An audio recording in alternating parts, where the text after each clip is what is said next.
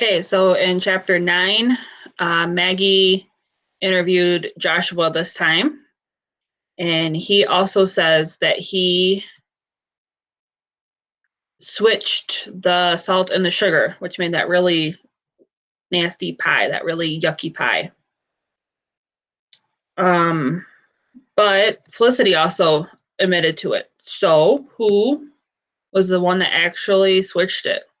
Well, as Maggie says that Joshua is an experienced baker. He likes to bake. He wants to open up his own shop.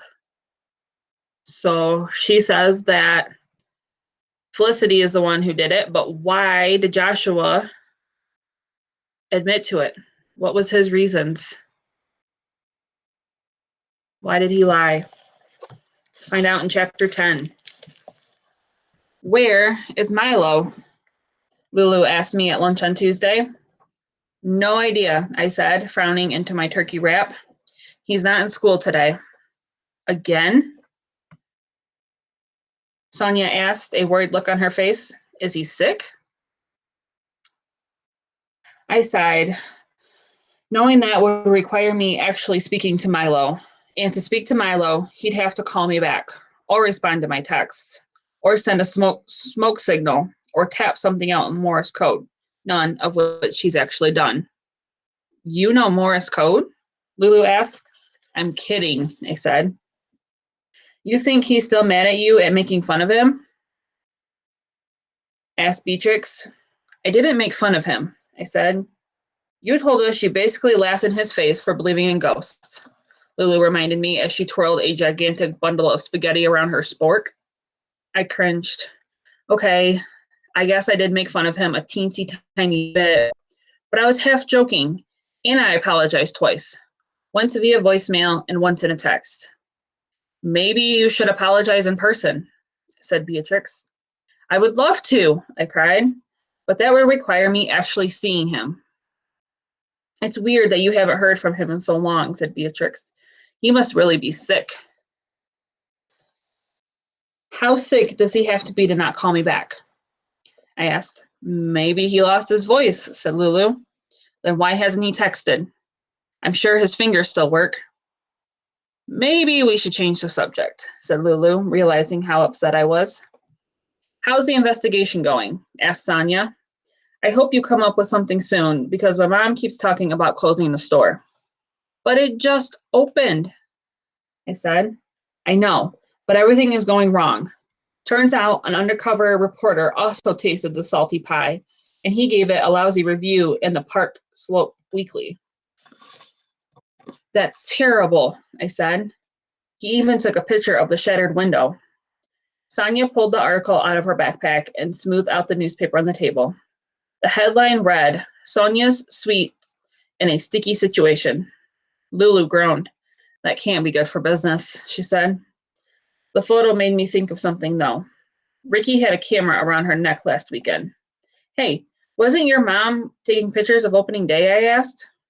She was, said Sonia, and I think Joshua had the camera for a while, too. I'd love to see them, I said. I'm out of leads at the moment, but I'm thinking maybe I'll find something. That's a great idea, said Sonia, smiling for the first time all day. I don't think my mom has downloaded them from the camera yet, but I'll tell her to hurry up with that. Good. I really hope you figure something out. Felicity is driving me crazy. It's bad enough being roomies with her, but now if she's just living with us and not working at the store, she'll be around 24/7. What's wrong with having her around the house? I asked. She's a bathroom hog, and she always wants to watch dumb TV shows, and she keeps me up at night texting at crazy hours. Who is she texting? I asked. I don't know. She's totally super secretive about it, said Sonia. I looked at her phone, and it's someone she calls Jam, Jam. Jam? I asked. Yeah, I think it's her boyfriend, but she won't admit it. Maybe because he's got such a dumb nickname, Sonia said. When I get older, and Joshua and I can be together, I'll only call him by his real name. I looked at Lulu and Beatrix just to make sure I heard her right. They were both looking at Sonia like she was crazy. So yeah, I guess I had. But she didn't even notice the weird looks. Did you know he told me he'd teach me how to make chocolate cream pie. Sonia went on. Can you think of anything more romantic than that? Chocolate cream pie and romantic have probably never been used in the same sentence before, Beatrix said. Whatever. Make fun of me now, but guess who's going to be laughing at my and Joshua's wedding in 15 years? Asked Sonia. I looked up from Beatrix to Lulu to Sonia. The four of us cracked up. Okay, fine, said Sonia. Maybe I'm getting ahead of myself, but he is super cute and an awesome baker. Speaking of, I brought treats for everyone. She doled out lemon bars to all of us. I said, biting into one. This is amazing. I love the sweet and sour combination. Delicious, said Lulu, polishing off hers in 3 quick bites and licking her fingers afterward. Sonia looked to Beatrix, who hadn't even picked up her bar. She stared at it pensively. Aren't you going to try it, Bea? Sonia asked. I'm still full from lunch, said Beatrix, placing her palm on her belly. I'll try it after school, though. It'll be the perfect after-school snack. Okay, but definitely tell me what you think, said Sonia. I will, said Beatrix. She looked at her watch and stood up. I've got to run. See you guys later? Sure, I said with a wave. When she was gone, Sonia said, we still have 10 minutes until the first bell rings. What's up with her? Lulu shrugged. Maybe she's on a diet. That would be crazy, because she's super skinny, said Sonia. I agreed with my friends, but I had bigger things to worry about, like school. I so do not want to go to history right now, I said as I packed up my lunch. Mr. Phelps is going to have sandwich crumbs stuck in his beard. He always does. Plus, I didn't study for last week's test. I'm sure you did fine, said Lulu. 20 minutes later, I proved Lulu wrong. I held up my test so she could see the big, fat D+ at the top of the page. Sorry, she whispered. I shrugged. Worse than my lousy grade was the note from Mr. Phelps. Please see me after class. History ran longer than usual, and when the bell finally rang, I dragged myself slowly to the front of the room. I couldn't help but feel totally queasy, because the thing is, I usually do pretty well in school. I'm not a straight A student or anything, but I've never gotten a D+ before. Sorry about the test, I said. I am too, said Mr. Phelps, crossing his arms over his chest. When he frowned, the crumbs in his beard moved, but did not fall out. What happened? I shrugged. I don't know. I guess I didn't study enough. Did you study at all? He asked. I didn't know how to answer him because I couldn't admit that his class bored me to tears, or that every time I tried to open the textbook, I got sleepy. It won't happen again. I promise. I hope not. You're normally a better student, Maggie. Everyone can have bad luck on a test. I don't want this to ruin your grade for the entire semester. That's why I'm going to give you the opportunity to earn some extra credit. You can write a report. If it's good and thorough, then I'll bring your grade up a letter. To a C+? I asked. Yes, which is not amazing because I know you can do better, but it's a start at least. Thanks, Mr. Phelps. I blinked and nodded. I'll take it. And I need it too. I've never gotten a D before. D+, said Mr. Phelps. Not much better, I said. What's the assignment? Mr. Phelps ran one hand down his beard, which only served to lodge the crumbs more firmly in place. Pick a famous person in history and write about his or her life, he said. I can choose anyone? I asked. Anyone from the past, yes, said Mr. Phelps. Does this person have to be famous? I asked. Because I'd like to write about a maid who immigrated here from Ireland 100 years ago. She worked for Jonas Adams, you know, the guy who built the chocolate factory here in Park Slope. She's not famous exactly, but she worked for someone who was. Famous, that is. Mr. Phelps smiled. But you're telling me you want to write about the ghost who lives in Jonas Adams' house? You know about the haunted mansion? I asked, surprised. I mean, the mansion that's rumored to be haunted. I lived in this town for 30 years, and every so often the ghost of Margaret makes an appearance and rumors circulate, he explained. And I agree with you. Writing about her life sounds like a fine project. But you might have a hard time finding much information on Margaret. So why don't you write about Irish immigrants in general?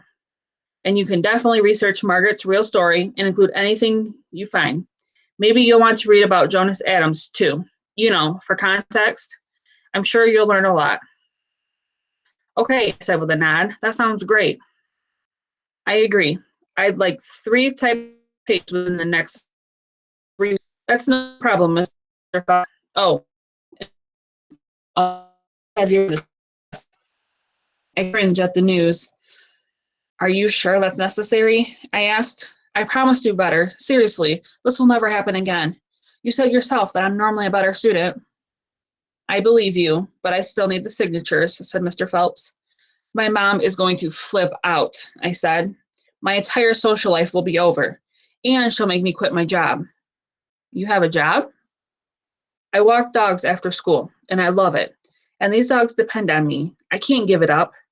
Do I really have to get my parents to sign this test? I promise this will never happen again. I'll even write a 5-page paper if you want. I'm sorry, Maggie, but this is school policy. Any student who gets a grade under a C- must inform their parents or guardian. Mr. Phelps thought for a moment. The only thing I can do is give you more time. How about this? Give me the signed tests by next week when you turn in the extra credit assignment. Okay, I'll do that. Thank you. I really appreciate it. Good, said Mr. Phelps. Now please get to your next class and try not to get any more D's this year. I won't. I'll try not to, I said. See you later. The rest of the day passed in a blur, and I could hardly focus on my classes. My mind felt totally cluttered because of everything going on in my life.